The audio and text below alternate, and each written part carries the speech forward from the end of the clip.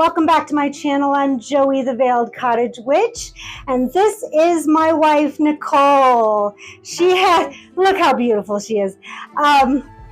So this is another episode of Tarot Talk. And if you don't know what that is, I've done this with Marina, I've done this with Bobby Fierro, and what we do is we take a deck, which today is the Disney Villains tarot deck, and we spread it out and we choose a card and we ask a question based on that tarot card.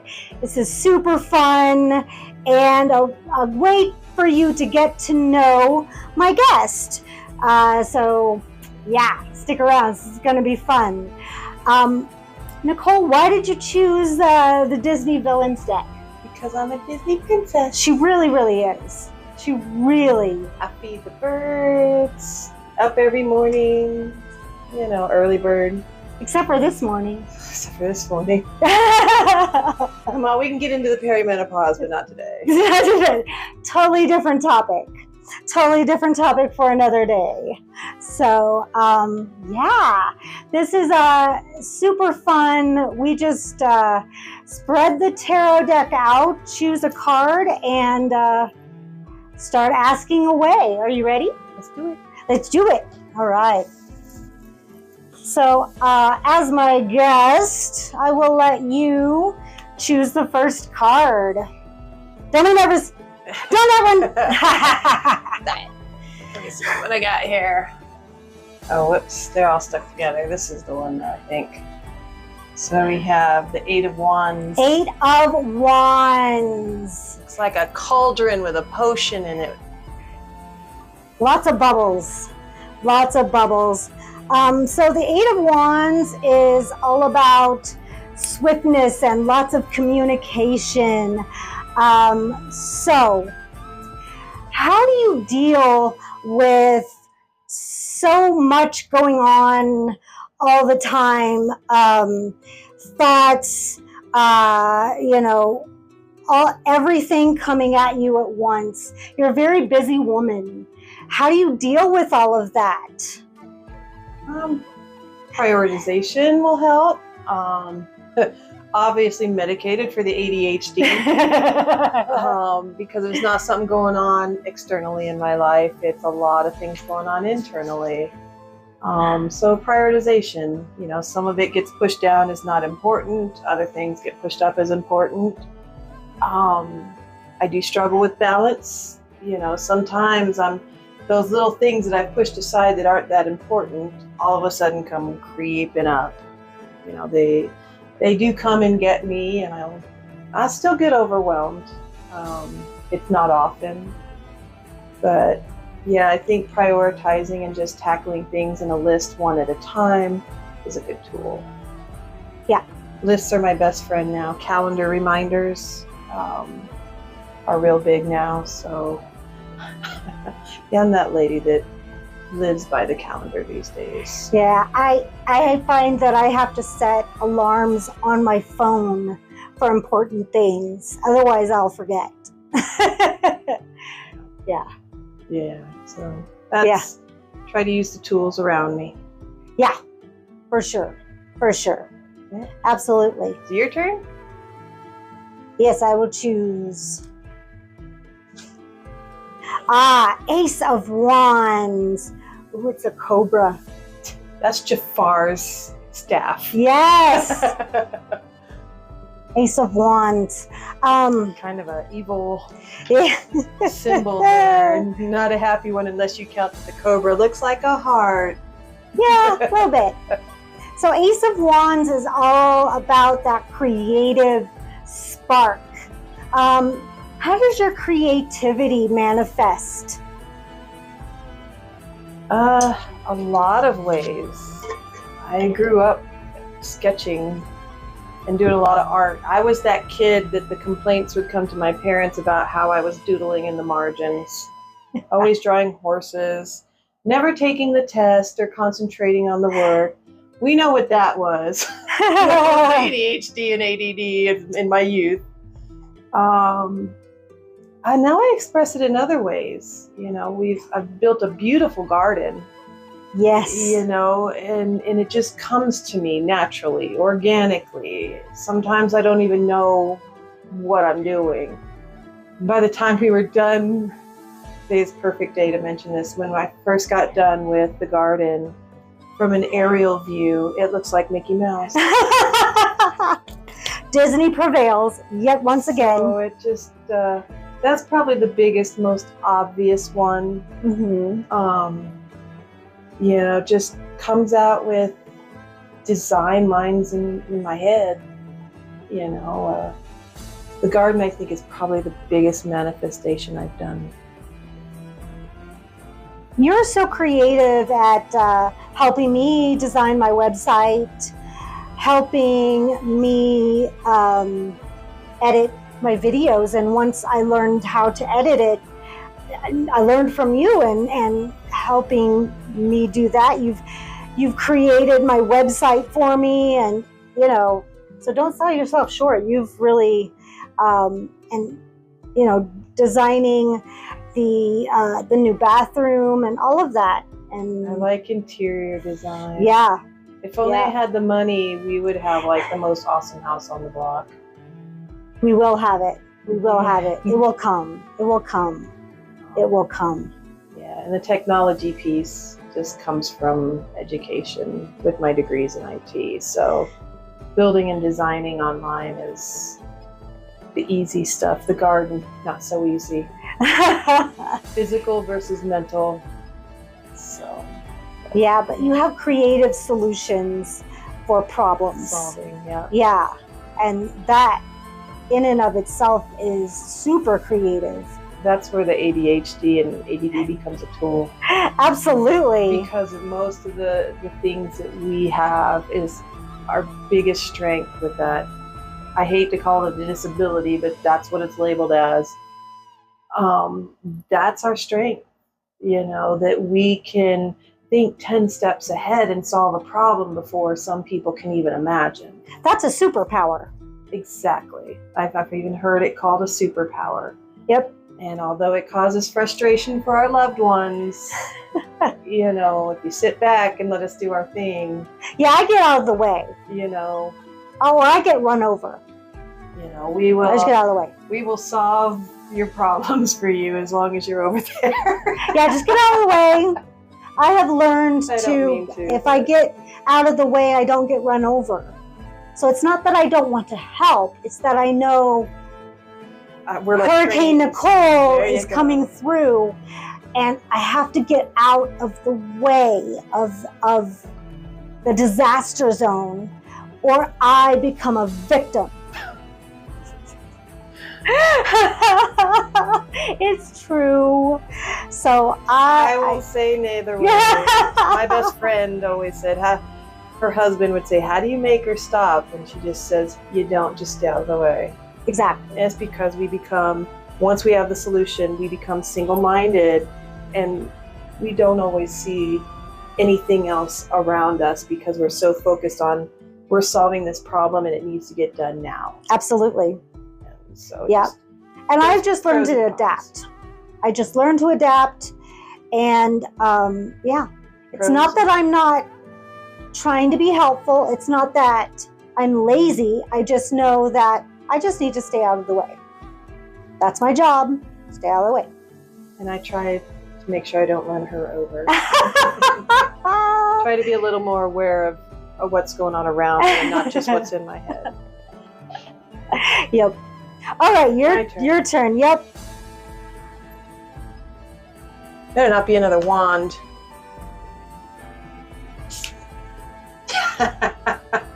Nine of Swords. Nine of Swords. Okay. What stresses you out and keeps you up at night? Lately or all the time? All the time. Or lately, or both. Normally, if there's not some anomaly going on in my life, usually stability. I cannot stand a lack of stability or control. And that comes with part of my personality, part of my disability that strives for structure. Everything needs to be a certain way. And I understand control can be such an illusion. Right. Because you can only control yourself and not things around you. And I get desperate to I was afraid to buy a car by myself for the first time. What if I lose my job? What if I can't make the payments? Are they going to repo? And I'm so, excuse the term, anal about making sure things are paid on time. I've never had my electricity shut off in, 20 years. These are the things that need to be done. And so those are the things, buying a home by myself. It was unreal to me. Those are things in our society that comes as part of, having a spouse and a dog and a loved one. And we're so programmed that these are the steps you take in life for a normal nuclear family life. And here I was, a single parent. I had 2 degrees, I had a great job. I wasn't making a bunch. We live paycheck to paycheck, but I've been in this home for 15 years, sharing it with Joey for another 9 years almost. Oh my God. Yeah. Really? Yeah, we've been married 8 years in October. So this September, you'll have been here for 9 years. Time flies when you're having fun and enjoying who you're with. Yeah. But now that I look back, it's like, girl, you did it. And yeah, I did get laid off in January, and surprisingly enough, that confidence that has been built up and stressing over in my 20s and 30s, by the time I'm in my 40s, I'm all like, you just bring it. I got my stuff. I'll figure it out. I got the confidence. No matter what happens around, you're always taken care of. Yeah. You can call that trust. You can call that faith. Call it whatever you want, whether it's just, we'll always make it. And I figure, what's the worst that could happen? I don't start worrying until you start worrying. So, It's the Scorpio trait, the leadership trait. I don't like being a leader, but the independence and leadership is there whether I want it or not. Yeah. The worries are still there in the back of my mind, but I try not to dwell on them because that's the negative aspect of things that can happen in life. And you can't live in fear. You can't live in worry. It drains you, wears you down, and you become too afraid to live life. You stay in places that you shouldn't because you're afraid. If I leave this job, I'll lose my house. I mean, you can't what if your life. You can't what if your life, exactly. And although those things still, niggle a little, I ignore them as much as I can because they're not going to benefit me. I need to be like, okay, here we come to problem solving again. Okay, we have a problem. What do I do? Mm-hmm. Well, I know a guy in the industry who needs my help. So I became a consultant. Now I work for myself. Now, are we making the big bucks like I did before? No. But we haven't had the electricity turned off yet. Nope. And my business has picked up. And so I'm kind of picking up the slack a little bit. Well, I am too. I'm more involved in your business. Right. The website improved, so visitors are getting improved. I'm there to do a lot of the IT work and banners and posters and help with the marketing and stuff. Yes. So I think that's helped a lot because Absolutely. I'm not buried in all that work. I'm doing part-time consultant work. I'm able to invest more in your business. We are a and team. We have seen improvement in the last 5 months that, I haven't been buried in, 10-hour days, 5 days a week. Right. I'm available. I think that has helped your stress level too. Keeps me busy. Got a lot of projects done around the house. Absolutely. The swords, if you want to talk about some worries, I never realized how much little stuff never got done in the home until I had time to do them. Yeah. Yeah. And those little things I'd pushed down so far, I didn't even see them anymore. Yeah. And as soon as I was able to set free from that job, all of a sudden, here's all these things that I had pushed aside for so long it got done. We have light in our garage. We haven't had light in our garage. Oh my gosh, it's so much easier to find my supplies now. I would be stuck in that garage for like 20 minutes looking for something that I needed. Something so small that has been there for years that I've never had time to do or have too tired to do. Right. So I got a lot of that little stuff. The bathroom got done and fixed. And so it's amazing how much we lose at home when we are so preoccupied with work and making a living. So there'll always be worries, but prioritizing and discovering what the important stuff is and what's just not that important. Yes, absolutely. That harkens back to that 8 of Wands that we first drew. So, yes, absolutely. All right, is it my turn? This guy is, call him a name. 7 of Swords. Oh, more swords. 7 of Swords. What do you feel has been taken from you, or been robbed from you, that you feel like that you kind of missed out in your lifetime?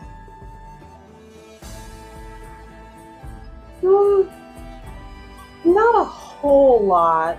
I think if I go back a little bit into my youth, back into growing up, I know you've heard this story a billion times. They haven't. So a lot of families go through divorce of their parents. And I was 11 or 12 when my parents decided to divorce, and my dad was in the Army, and he had to do a 2-year stint in Germany. So they decided they were going to divorce when he got back, which left my mom with having to work several jobs. I had 2 younger sisters. I'll be honest, she was dating and she wasn't even divorced from my dad, and being young and scandalous. I was angry. I was an angry pubescent, so angry because I didn't understand what my mom was going through. You know, that she had to work several jobs because my dad was keeping the majority of the money, because, you know, there's bitterness between the 2 of them, and he was the moneymaker. And so I had 2 younger sisters, You know, the middle one and I never really got along very well, and my youngest sister is disabled. She's epileptic, and so she's got many handicaps. And you know, when all the kids were going outside to play and hang out, I couldn't go. I had to stay home and take care of my younger sisters. If I did go anywhere, I think I took them one time, and my youngest sister had a seizure.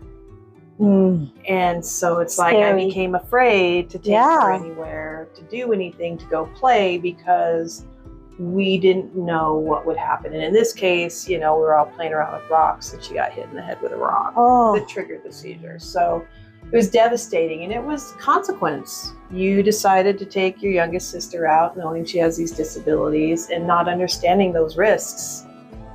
You know, it was shocking. So I didn't take them anywhere anymore. I didn't do anything with them anymore. And I was isolated with them. I had just a couple friends that had the freedom and ability to come over and hang out. So many a time my friends were coming to me, and they couldn't always do that. And it made me bitter and angry because I felt my freedom had been taken away. I couldn't do anything or go anywhere. And so my mom even hired a babysitter because I had that conversation with her. And good for you. You know, the babysitter would come over, and while I would have the, you know, freedom to go and do what I want, she was like the coolest babysitter ever. So I still hung out at home, but she was 17, I think. And she was so cool. Her favorite singer was Sebastian Bach, and she taught me all about Skid Row and classic rock. Nice. I call it classic today, but at the time, they was the bands. So I had somebody. I remember you. I had somebody to talk to that was a little more of a peer, even though they were older. More of a role model than my own mom, and I liked hanging out with her because she was teaching things to me that my mom didn't or wouldn't or couldn't. Nice. You know, so it's funny that that is probably the most bitter and angry part of my youth that I feel like I was robbed of. Funny thing is when my parents got divorced and I wanted to live with my dad for a while, you know, the court said, you know, we'll live with him for 6 months and let us know. Well, my dad had gotten custody of my youngest sister, Amanda, and I was right back to where I started. My dad was working nights, sleeping during the day, and I was another live-in babysitter again. I don't blame him as much as I blamed my mom. Not sure if it was because I was a little more mature at the time, because by then I was 15. And I recognized that I don't want this in my life. And that's part of why I didn't want to have a family and children, because the responsibility was overwhelming at that age, and it was a hard lesson. So I can tell you, I feel that my childhood was robbed a little bit. I had to grow up faster than I wanted to, but I'm not the first, I'm not the only, and I won't be the last child to feel that way. So it's heartbreaking. But we become stronger. Absolutely. I think that when that happens to us as children, when we become parents, we are hyper aware of that, and we try our hardest not to do that to our children. Yeah. And I do have a son. You know, I recognize that I didn't really want to have children, but, you know, us Gen Xers, if nothing, we're independent and know our responsibilities, and we tackle them head on. So, you know, I love my son. He's wonderful, but there were a lot of sacrifices that affected him. So as much as we as the parents, oh, this happened to us, so we're going to make sure this doesn't happen to our children, we don't pass that on. Sometimes we go a little too far, and now we have entitled children. I think that's the generation. I don't think that's entirely our fault. I think that's the generation. You know, they're the tech generation. They don't know anything prior hit to that cell button. phones and computers. They want that instant gratification. Yep. Absolutely. I think it's your turn. I didn't pat. Oh yeah, you did. Yep. The one with the slipper. It's your turn. The slipper of my childhood. Yes. The lost slipper. The lost slipper. Oh, she's going way over there. Yeah, I am. They're kind of sticking together. Here we go. What do we got? Temperance. Oh, I love that one. Look at that. That's like frickin' frack, but I don't remember their names from The Little Mermaid. Oh, I've got a perfect question for this one. Temperance is the alchemy card. What junk in your life have you turned into gold? Kind of junk in my life? Yeah, what junk metal have you alchemized into gold? Like literal metal or figuratively? We're talking figuratively. Okay, because I was all like, well, I took a jewelry class in 5th grade. Nobody gives a shit about that. I got some copper and put some color on it. They were the ugliest thing I've ever seen. We don't care about that. We want the good shit. Think deep. Something that was a shit show, pretty much, that turned into a party. Yeah, what junk have you turned into gold in your life? I have no idea. I might have to think too long for the video. I mean, the first thing that comes to thought. That's usually the right one. It's not nice. It's okay.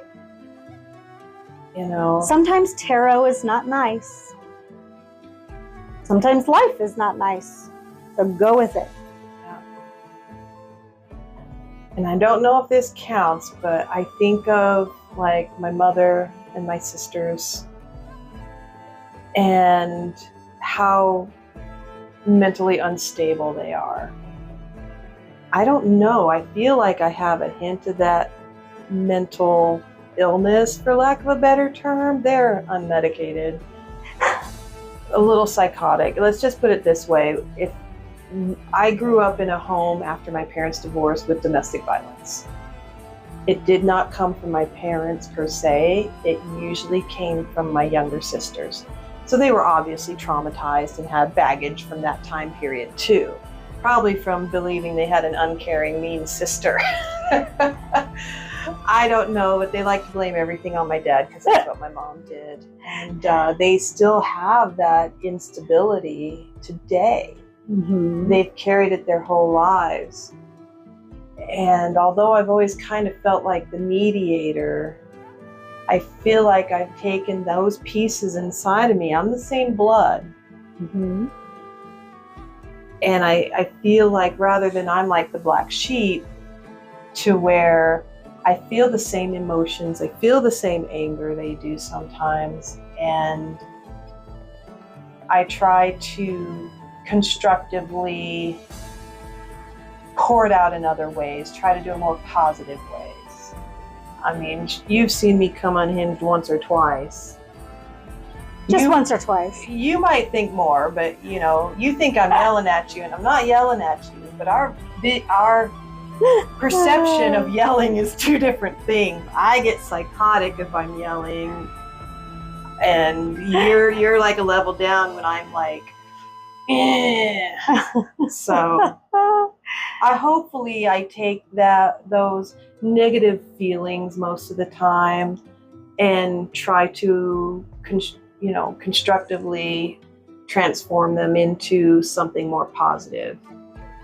You know, this is driving me crazy.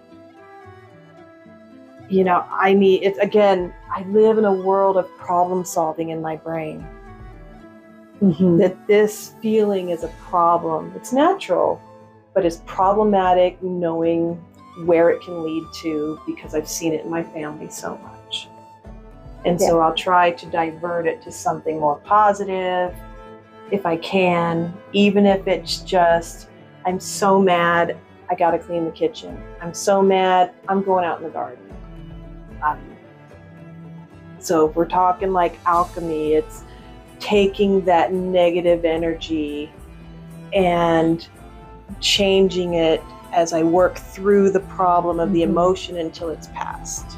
Yeah. That's the best I can come up with. No, it's a great figuratively. answer. That's a great answer. That's alchemy, absolutely. So instead of lashing out violently, I divert it to something more constructive. Absolutely. And I thank you for that. Trust me, you would have nothing to do with my family if you weren't married to me. I would have nothing to do with my family if they weren't my family. Yeah. Yeah, I get that. I totally get that. This is driving me crazy. There we go. Oh, is my earring quite in all the way. Oh, thank you. Trying to ignore it. I can't. No more. I gotta fix it. See what I live with? But she looks out. She looks out for me. All right, my turn. This one. Oh, I think I have two. Two of cups. Now I get to ask an ooey gooey, lovey dovey question. What is your favorite part about our partnership?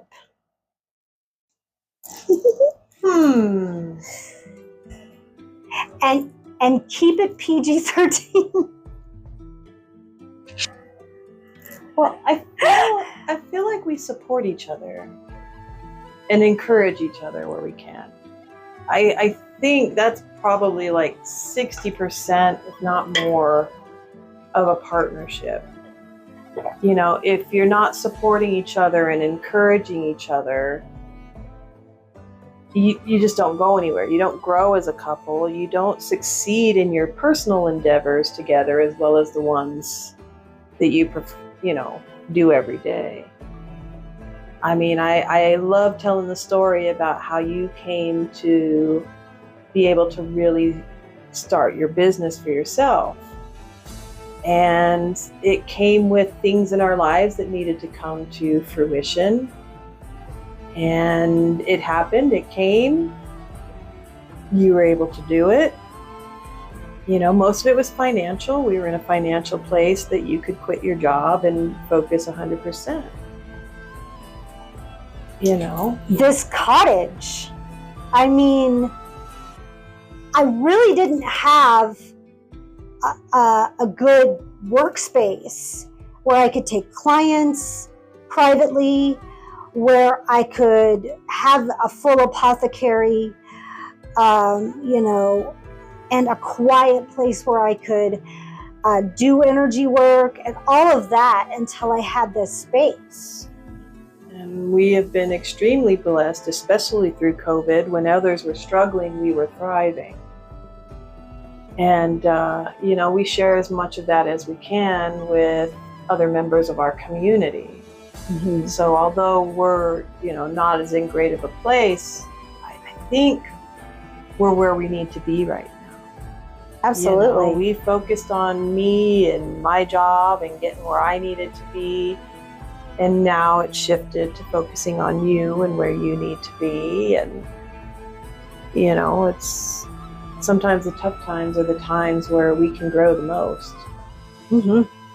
I never realized how much I went from being bitter that, I'm working and I buy a home and I'm commuting, 20 minutes to work and 20 minutes back and trying to hit the gym. And I was never home. I came home and slept. And I'm telling you, the majority of this country, it's the same way. Your house is just a place where you go to sleep and then you leave again the next morning. When do we ever get to enjoy the fruits of our labor in our regular life versus why do we have to wait until we're retired and don't have the time to enjoy what we've been doing for 40, 50 years? And I think our relationship has gotten so much better too. We're spending more time together. Absolutely. I mean, there are days where we drive each other nuts, where I'm like, do you have to sing every freaking song that comes on the radio? I'm a Disney princess. She really, you guys, we really sing. It's a musical, 24 hours a day. When she's not watching Baywatch reruns. It's okay, I think I'm done. I had a dream about Oh my God! Yes! I think I'm done for a bit. They invaded my dreams last night, and I was having a full-blown episode in my dreams. and I'm sure she's sick of Friends. I watch Friends. It's my comfort show. Love Friends. It's fine. So. I rotate, though. I haven't done Baywatch in years, so I did a month or two of Baywatch. There's a Baywatch channel. Do you guys know that? Pluto TV has it, Samsung TV has it, and guess what? It's free. Free Baywatch, but yeah, you can only take so much. I think I've reached my limit. So I think I'm going to start watching some stuff on Passion Flix. You have fun with that. I know, it's like Hallmark Channel, but not suitable for work. I think I'm going to get Gaia again. Yeah. I need to get Gaia again because I enjoyed that a lot. Get Gaia, you guys. If you're nerdy about spirituality like I am, get Gaia. You'll learn so much. All right. Whose turn is it? Mine. You pulled the cups. Oh, yes. Right? Yes. So I'm just going to pull this. We're going to 10, I believe. We're going to 10. 10 cards? Yes. All right. What do we got here? What's it with the swords? It's Scar. Ooh. 4 of Swords with Scar. Oh. Look at him. I got a scar All right. How do you meditate slash get closer to your higher self? How do you decompress and connect with spirit? Working in nature. That's meditative for you, and that Working gets you in the garden. That grounds you probably really well. I mean, one of the things that COVID brought in working from home is our ability to have a garden. When she was working in town and I was working in town, we were both gone all day. Nobody was home. My son was in school all day. I mean, it was an empty house in an arid yard. And once I was able to work from home and I didn't have the long commutes and everything, all of a sudden I had time to water. I couldn't even have plants because we weren't home to take care of them. I remember that. And now I can't imagine without them. We have this beautiful abundance with the garden. And when I need to work stuff out, I'm usually out in the garden or watching the birds. I've become a bird watcher early. I mean, they say after 40, you start watching the birds, and that's what I do. I put that stuff aside and listen to what nature has to offer. If it's watering the plants, and now everything's grown, and I love to go out and trim some of the leaves, pick any of our produce. We've got tomatoes and potatoes. We grew potatoes this year, and they're still coming. We got a few early birds, but if nothing else, the garden and the garden walk that was designed by whatever means necessary. Just a walk in the garden, listening to the birds, sitting under the rose arbor, and just taking a moment to feel nature around me. I was that kid that would sit in the classroom with my head staring out the door, and the teacher would always catch me and close the door so I couldn't look outside. Oh, that's terrible. I always wanted to be outside. I thrived outside. I even worked outdoors for 10 years. Do I like triple degree temperatures that we're having today and yesterday?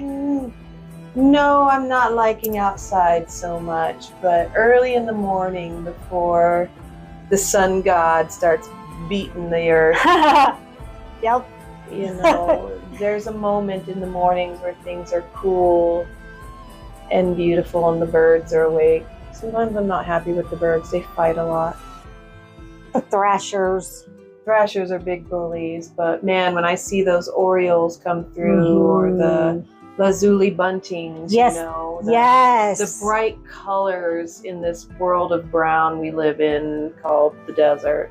So any punch of green and color is beautiful. So when you see those, it's all of a sudden like, this is why. Yep, absolutely. Wonderful answer. I love it. Yeah, I'm not a traditional meditator. You know what? There is no traditional way of meditating. I don't sit on there's a pillow so many ways. There's so many ways to meditate. Cleaning the house is meditation. Yes. Doing the dishes is meditation. Absolutely. Anything that you can do where you can just zone out, where it's unconscious. Yep. Your subconscious is working on things while your conscious is busy. And people are going to be like, that's dangerous, Joey. But I meditate while I'm driving because, especially if it's a route that I drive all the time. When I go on my weed runs to Halo, I'm like, how did I get here? We all do it driving. Everybody does it. They're like, how did I get here without killing somebody? Right. It's because your subconscious separates from your conscious while you're driving. Absolutely. I don't close my eyes or anything. I just zone out. Yep. Absolutely. We all have our own unique ways. I can read a meditation and do it at the same time by using my imagination. I don't have to close my eyes. I can pull it up in my head. So, yeah. Awesome. That was me with Scar. All right. The D's. King of Swords. The red cards. Look at that. Mine are all blue. Oh, that's Scar. Scar again. Oh. Yep, Scar is coming. All right. What do you feel, on what subject do you feel that you are an expert at? I'm an expert at life. Okay, cop out. Wrong answer. Try again. Like a talent? No, so the King of Swords is the heir of air. We're talking about Aquarius energy. So this is kind of like the know-it-all of the tarot. So this is something that you know very well, that you could probably teach a class on. Like right away, you could teach a class on. Troubleshooting. Troubleshooting what? Problems. We talk about my ADHD being a superpower and problem solving. And what made me kind of good at doing computers and technology is that you're always troubleshooting.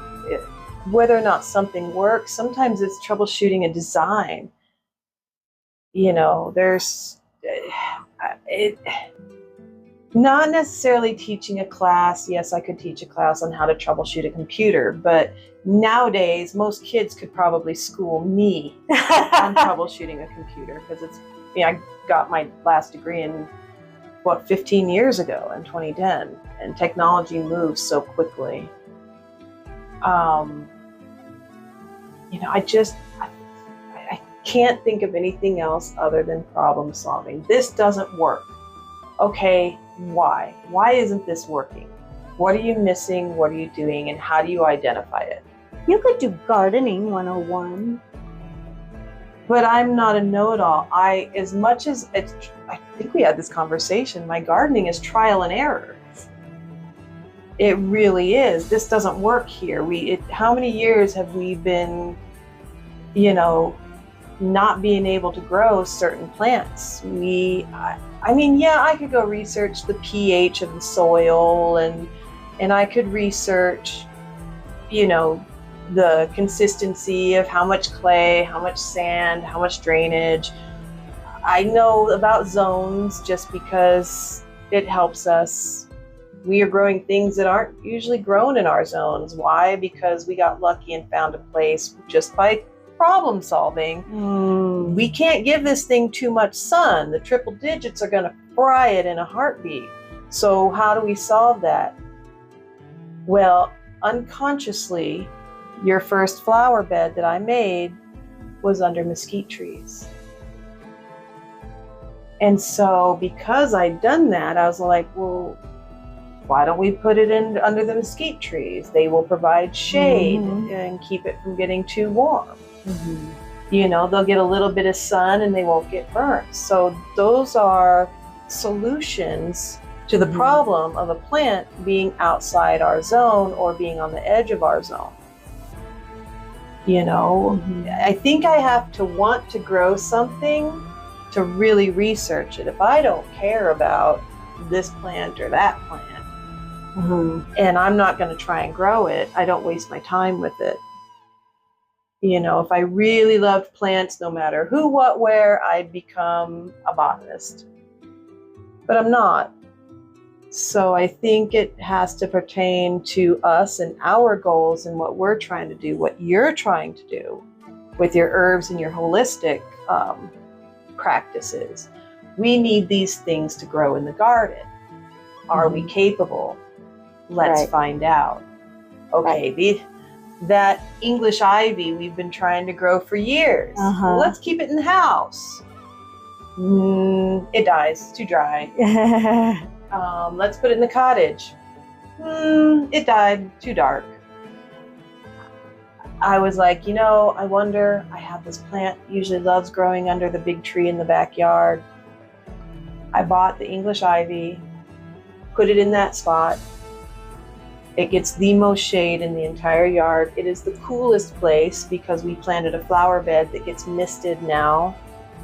And it's thriving and growing. It's grown probably 4 inches. Yeah. And the sun's not really touching it like hardly at all because of the big leaves of our mulberry tree. Mm-hmm. And so I'm always surprised. Something that we could never grow, we're growing. Yeah. I got a Brazilian jasmine. There was no tag on it. I feel like it has. It's so beautiful. It has no business. I can look out the window right now and see the beautiful blossoms. Oh, it has gorgeous. No business being in this area of the country. It is a zone 10 to 13, which is rainforest. We're zone 8, which is high desert. It's blossoming and growing. It loves the heat. It's getting plenty of water. And damn me if I wasn't lucky because I planted it right next to the fountain and next to the hot tub. Yeah, it's like, okay, we're in the tropics. This is fine. It's tropical in that corner of the yard a little bit. So I don't know what we're going to do with it. Location. I feel like it's going to have to come indoors in the winter. Oh yeah, for sure. We may or may not be successful. With a humidifier. What if we put a humidifier in there? Yeah. Run it all the time? So we Maybe. learn and grow. We discover. So, I mean, yeah, I feel like that's got to be it. I'm great at solving problems. You're vanilla ice.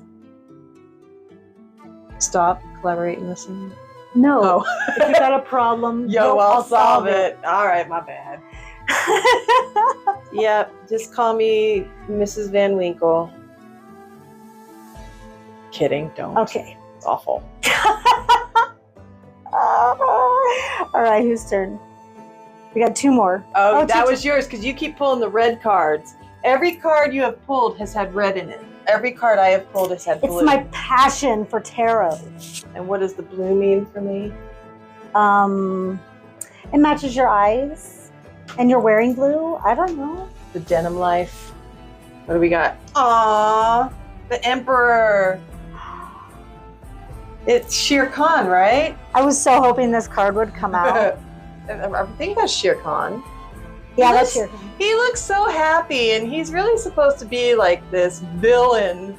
In this picture, he's like, I'm not.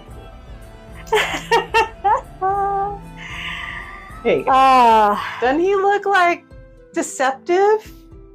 A little bit, yeah. Because he's the Emperor. He's smiling at you like, I'm a friend. Friend. All right. What do you feel in your life that you have maybe control issues with? Like, you have to have control or you have to have authority. Yeah. Because the Emperor is all about control, authority, and leadership. So where do you feel in your life that you have to have that? It was real easy. I'll be straight. It was real easy. Maybe because of my childhood, but when I got pregnant with my son and moved in with my mom, she was more than happy to let me have control over the household. I did the cooking, I did the cleaning, I did the shopping. She and my stepdad just had to go to work and come home. I made the meals. I wasn't working full time. I had to be useful. I had to be, I don't want to use the word control, but I could not be in my mother's home and be a burden. I refused to ever be a burden. And she was happy with me doing that. And for 10 years, until, I graduated from and got all my degrees and had a job to be able to move out and buy my own home, I had all that control. Life was easy for everybody because I took that role of leadership in the household. Mm-hmm. They paid the bills, I did everything else. And then when my son was 10 and we moved here, all of a sudden it was my home. And I say that, my home at the time. I got to make all the decisions. I managed my household. I worked. I was able to have everything the way I wanted it to be. And it was easy. It was stable. Everything was where it was supposed to be to keep me on the level, for lack of a better term. Mm-hmm. Again, there's always a niggling. Sure. That something's going to come along, and that niggling turned out to be you. I was a niggle. You started out as a niggle. Niggle. And the hardest thing for me to do, and we struggled a bit in the first few years, was to relinquish some of that control, to let you in. Mm-hmm. Be part of the home, the daily life. How many times, probably for the first 3 years or so, I never asked. The washing machine incident. Yeah, it's like I never had to. Do you want to tell that story? I will. Never having to ask permission to do anything. Not permission. Or consensus. Right. Right? Mutual decision. I never had to. The two of cups, if you will. Right. I never had to consult with anybody about making a purchase. I made the money, I went out, bought whatever I wanted, and nobody told me I couldn't. It was all me. Mm. So there's a part that took many, many years. It's getting better and has been getting better. There's way less incidents of that. A call, a text, not hard to do, but when you're in the habit of never consulting anybody for anything you want to do, was difficult. Mm-hmm. I had to relinquish some of that control and say, hey, I didn't have to do it with my son. He was a minor. He was in my house. We don't do things my way. We do it in my way or the highway. But it's different with a partner and a spouse, because now you're living together. You have to learn to make decisions together. And, you having prior marriages and relationships, you had that experience. I had 40 years of nobody telling me what to do or having to consult anybody about a purchase or a decision to do something. Mm-hmm. So that is where I have had to learn to relinquish some of that control and let you be a part of the decision making. Yeah. So the washing machine was, we needed a new washing machine. So I went and bought a new washing machine, and I was like, I'm going to get this big one. We have so much laundry now, and our comforters will fit into it. She fits into it too. So much so that she has to have a stool and she can climb in to get the laundry out. It was a top loader. It's a top loader with no agitator. Mind you, I am 4'11". I'm 5'5". I can get in there, but I'm on my tippy toes. No and problem. Teetering. She can't reach the bottom at all. She can stick her arm in, and she's still got 3 feet to go. So I cannot unload it without a step stool. So I do the laundry. And still with the step stool, I have a hard time reaching the bottom. Head first in there, Sometimes I fall in. And I'm like, girl, why don't I get the clothes out and hand them to you in the dryer? And I'm like, them in the dryer. You're damn right you will. And we still have it. We still have them. I can't see getting rid of them. They were pretty expensive, and they still work, and they do a great job. So we manage. But that was a consequence of me making a decision without having her there to have her input. She could have been like, babe, I can't get in there. Okay, yeah. Maybe we should get front loaders. Yeah. My bad. So I think that was the biggest incident right. that showed a consequence that it might just be a washer and dryer, but there were logistics that I did not consider because I did not have her input. So that was the learning experience, I think, that really made the difference, that helped me tip over to consulting with you on major things. Yeah, you're like, oh, someone else lives here. It's hard when you live almost your entire Old habits life. die hard. Yeah, you know, having that leadership and control and not having to consult anybody else for your Old decisions. habits die hard. So we do better. Yeah. That was how I learned to share my life and responsibility with others. And now that we have learned to know each other a little bit better, I think that you do take those things into consideration, even when you make decisions without me. Yeah. So, I mean, now that we know each other a lot my train better. of thought is different now, too. It's like, Joey wouldn't like this. It's a WWJD.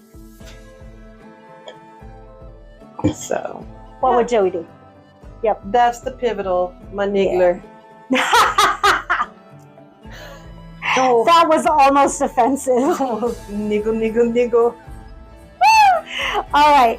Last one, and then you get to read your reading. Here. Read my reading. Yep. My show, we're doing it my way. Page of Swords. It's Rusophie. Rusophie. Is it a cute? All right. He's such a little shit, too. What do you feel that you're just starting to learn, that you want to learn more about right now? That you've just dipped a toe in and you want to expand and learn more about? I don't know. You must answer. I know, and I can't take forever. People be sitting there like, that's boring. She's too slow. I don't know. I really don't know. Indecision is crazy. I'm just trying to think of some stuff that, like, I wonder. But I've always been so focused on the things we need right now versus things that I want. And I'm not sure. What about, I know you want to learn more about baking and... Okay, sure. Just reminding. Yeah. Not putting words in your mouth. Yeah, I don't think about that very much. But I love watching all the baking competition shows, and I dabble. I don't feel like I have the passion, but I want to know how to do it. I bought a lot of tools, and I just don't use them every day. And they sit, and it's always because baking is a pastime that is unimportant. Now, do I think it's super important to me? No, but I have the curiosity, I have the interest, I want to enjoy it. But I don't think, at least at this time in my life, I'm able to commit to it. So I'll do that stuff around the holidays because it's fun and I want to practice, and I know family and friends, will love it. But it's not something I make time for every day.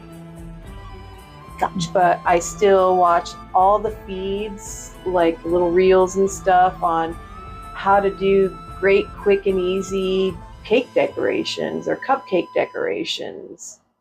I tried to make Joey a book. Her favorite is chocolate, and she wanted devil's food and fudge frosting, and I'm trying to make a book. So I buy a cake tin in the shape of a book and make it chocolate. I should have stuck with white frosting. She couldn't even tell it was a book. Once you explained it to me, I saw it, but at first I was like... And it was rough. It was rough. I got this frosting paper, hoping that, by putting it over the chocolate and writing on it, she couldn't even tell it was paper. It was rough. I'm so But my whole heart was in it, sorry. so janky as it was. Janky as it was. I mean, that's how we start. You know, we make the mistakes and we learn how to do better. But I very much the appreciated interest it. is in there. Yeah, I would love to be able to find the passion to bake and really enjoy it without distraction. And I don't want to use our regular lives and important things and call them distractions. But when you're really passionate about something, you don't let anything distract you. So if I was that passionate, I wouldn't view the other stuff that we want and need to do as a distraction. Yeah. So I don't think my heart and passion is in it right now. It's like I want to. Maybe that's a card to try and coax you into finding your passion. Yeah. So I want to have fun and be passionate about doing it so that I want to do it all the time. Yeah. And maybe it's not for me. Maybe it's just a passing interest. I don't know. I watch and hear about people quitting their jobs and starting up a baking business, from being lawyers, from being accountants, from being, you know, people in the corporate world. Sometimes they're like CEOs and they're like, I'm done. I want to bake. And I'm like, where does that come from? Because I haven't felt it. I haven't felt the need to stop everything that I'm doing and put all of myself into something. You know, yours was the holistic and wanting to help people and all those things. And I don't feel like I've found my passion. I've always dealt with responsibility. And nothing's ever been a passion because responsibility always comes first. You know, so I would find the things that I want and make me happy along the way in small amounts while I take care of responsibilities. I feel like that's a part of this leadership and control. Mm-hmm. You know, when you're a leader, you do for everybody else. You go on that mission and you take care of your people and you get everything done. Those are the important things. The wants and needs of yourself get pushed aside. And that's for anybody. I mean, it's most common in women, but that's for anybody. You know, anybody in a leadership form, whether it's with family or job, you know, or, you know, military affiliation. You know, we have responsibilities that we take care of first and we take care of ourselves second. And it's unfortunate. But yeah, it's in me too, and has been, because I've had to be the caretaker of my family growing up. I had to be the caretaker of my son in my adult years. I was 21 when I had him. My whole life has been about responsibility and taking care of others and not myself. So in a lot of ways, I still don't know what my passions are, because I don't think I've had the opportunity or taken the opportunity to find out what that is. I think that's your sign then to find that. I am a sad human being. You are not. You are not. Reflection is like, ugh. But, you know, we've been so fortunate and blessed. There's so much. As much as my family aggravates me, we're there for each other. Yeah. You know, as hard as things have been, and anger and frustration, we've truly really been blessed more than others, and I don't want to take that for granted. COVID put that in perspective. For sure. And for the collective, it has. COVID, as soon as it kind of closed, I think people really started to take things a little bit more seriously with their health. And now when people are sick, they wear masks. I've noticed that. It's like, hello, yeah. It's a change in culture. Yeah, totally. Well, yeah. One of the things that I found when we all came out of COVID was people all of a sudden realized how much they were missing because they were in the rat race. Everybody was going to work, and then all of a sudden here's a quarantine and a time where if you weren't losing your job, you were able to work from home. People were getting to spend time with family again. People were understanding what's important is my family and my loved ones. It brought everybody together. It did. And I think that's what just frustrates me in the current administration, making everybody come back to offices. It frustrates me because you're tearing people away from their families again when there's a solution where people can have a good quality life. Children are getting to know their parents because their parents aren't at jobs. And their kids are just seeing them in the evening, nagging them about homework and chores, and then going to bed. It's like they were getting to know their family. Yep. And so that's something I thought was very wonderful to come out of COVID, that people began to realize that family is more important than the corporate ladder. Absolutely. And now that's being taken away. Women were able to work from home and not have to pay gouges for daycare because the daycare system's so screwed up. You know, it's part of why a bunch of women are all of a sudden leaving the workforce because they love their children and all this indoctrination that you have to work. Kids go to daycare or they go to school. It doesn't have to be that way. We are in a technologically advanced enough world that, you know, unless you're working in the service industry or in federal contracting where you have to have, you know, secure access to classified information, why couldn't you work from home? I just did it for 6 years as a manager of 2 departments. Yeah. I know. We didn't have little kids that we had to worry about. Right. However, my boss did. And he was able to be there with his children when he wasn't in a meeting. You know, he'd be working and the kids would be playing and they could ask him things while he's working. You know, he could take a break and make them lunch or put them down for a nap, and then he's back to work.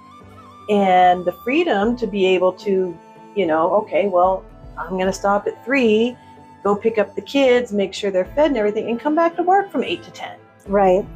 So it's not like you're limited to office hours. Some people hate that. Some people like the office because they can separate work from home life. Not everybody thrives. But man, if I could have had that with my son, he probably wouldn't be so bitter that I wasn't there for him.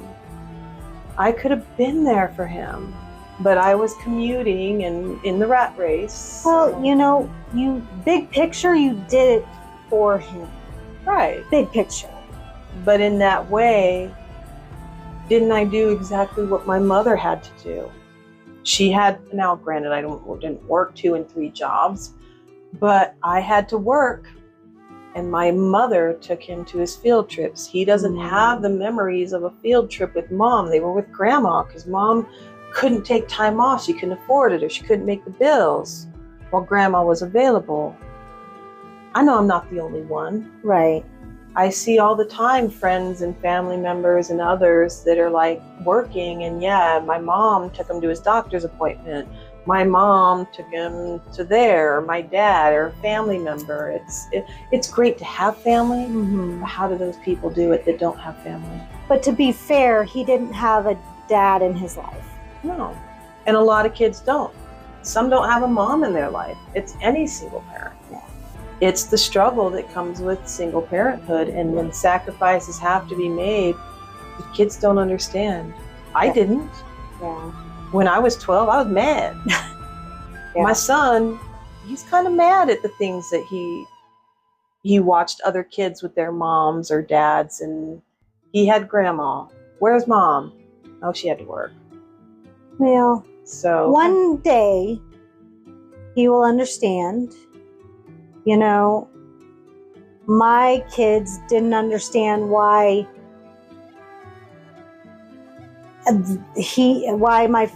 their father and I got divorced. They didn't understand. Now they do as understand. adults, right? Well, because my they son's see understanding now their too. father for who he is. And so they've even said, "We get it, Mom." I even had Rain give me a little bit of credit, because even though he doesn't have a family, a wife or children, he's struggling still to get on his own. He's struggling to keep a job. He's struggling to go to school. And I'd say in the last year or two, he's really understood, because he's like, well, I can't work these hours because I have to go to school. Yeah. I can't go play video games because I have to do my homework. It's like as soon as he was able to go to school and work, it started to click. He's like, oh, this was what mom was doing. Yes. And he gets it. I'm sad that it took him, till he's 26 years old to say, Mom, I get it. Right. But he had to get where I was to understand. It's just like it was the same for me. I had to get where my parents were to understand. And those are the milestones in our lives where we start to become our parents. Right.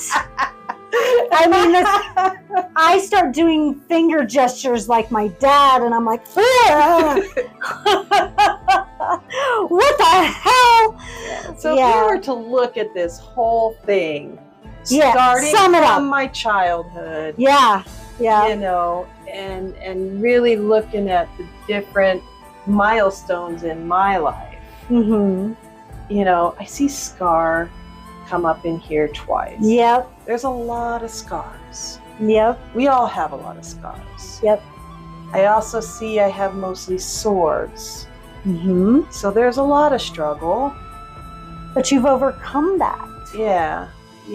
But if you look in each one of these, I mean, here we have like not much, some evil looking stuff.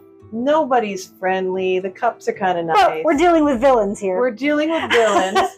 However, when you come back here and you look at the King of Swords, the Emperor, and the Page of Swords, these are all cats, by the way. Which we are. We are cat moms. We are cat moms. You look at each of these, and other than Scar, he's got a bit of a smirk. They're smiling. Who is it? Trickery, or is it victory? I say victory. So that's how I'm looking at it. I see a lot of rocking, up and down and up and down, and then you've got Shere Khan and Lucifer smiling. They're villains, but they're successful villains. Scar wasn't very successful. They knocked him down. Yeah. These two guys got completely obliterated by their own mother. And even Jafar's wand was broken and power was gone. So, I don't know. I guess it's perspective. This one with the Four of Swords. That's the meditation card. Yeah. I think that helps you process all of this. The fact that you can escape through gardening helps you process all of these swords. Well, I notice in this one you see the sky and the stars in the background. It's almost like looking super close, and you've got all this anger and issues and the things that come with that card, and yet you can look behind you. Yeah.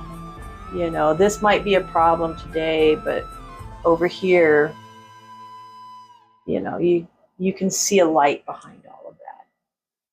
Yes. There isn't a lot of that in these other ones. Right. None of them have the sky or clouds. It's all smoke and mirrors. Yep. Lucifer's nice and bright. Yes.